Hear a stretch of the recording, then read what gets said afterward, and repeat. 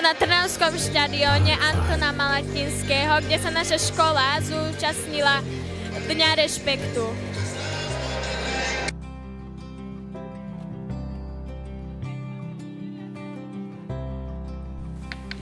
Deň rešpektu 2025 zaplnil Trnavský futbalový štadión.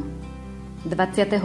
septembra 2025 City Arénu, teda štadión Antona Malatinského v Trnave, zaplnilo približne 18 000 detí počas 4. ročníka najväčšieho charitatívno-edukatívneho podujatia pre deti na Slovensku, ktorým bol Deň rešpektu 2025. ZMOS zastupoval jeho prvý podpredseda Martin Červenka.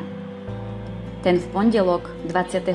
septembra 2025 počas príhovoru privítal deti v Trnave a zaželal im príjemný zážitok z podujatia.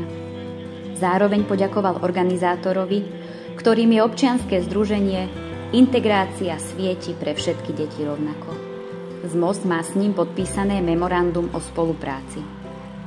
Deň rešpektu 2025 sa konal pri príležitosti pamätného dňa rešpektu a eliminácie nenávistných prejavov na deťoch. Oficiálne ho odštartoval priateľský futbalový zápas medzi osobnosťami integrácie a reprezentantmi Česka a Slovenska. O slávnostný výkop sa postaral aj prvý podpredseda ZMOS Martin Červenka a predseda Trnavského samosprávneho kraja Jozef Viskupič. Súčasťou Dňa rešpektu 2025 boli tradične aj vystúpenia viacerých interpretov. Žiaci 2. stupňa základných škôl a stredných škôl spievali spolu s Darou Rollins, Tinou, Egom, Alanom Murínom, Ilonou Čákovou, Irenem Rendy.